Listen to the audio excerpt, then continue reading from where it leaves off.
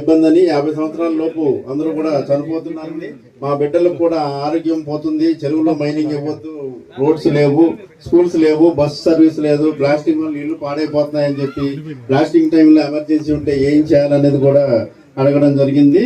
అట్లాగే ఈ mining start చేస్తే దగ్గరలో ఉన్న శ్మశానం కూడా ఉండదని కూడా చెప్పడం జరిగింది. అన్ని మైన్స్ ఒకరు తమ అభిప్రాయాలు వెల్లడిస్తూ ఈ చుట్టుపక్కల ఉన్న 50 మైన్స్ అన్ని మైన్స్ కూడా బ్లాస్టింగ్ వల్ల తమ ఇళ్ళు పాడైపోతున్నాయని అన్ని ఆపేయాలని కూడా చెప్పడం జరిగింది. ముఖ్యంగా ఎస్సీ ఎస్టీ మైనింగ్ వాళ్ళు మెయిన్గా మైనింగ్ వల్ల నష్టపోతున్నారని, గాలి నీరు, శబ్దం, తాగునీరు, R&R పునరావాసంతో ఇక్కడి నుంచి వాళ్ళని షిఫ్ట్ చేసి తమ మైనింగ్ చేసుకోవాలని చెప్పి కూడా చెప్పడం జరిగింది. అట్లాగే ఎక్కువగా అందరూ కూడా ఈ ప్రాజెక్ట్ని వ్యతిరేకిస్తున్నట్టు తమ అభిప్రాయాన్ని వెల్లడించారు. ఇప్పుడు మీ అభిప్రాయం, మీ రిప్లై ఇవ్వాల్సిందిగా ప్రతిపాదిత ప్రాజెక్ట్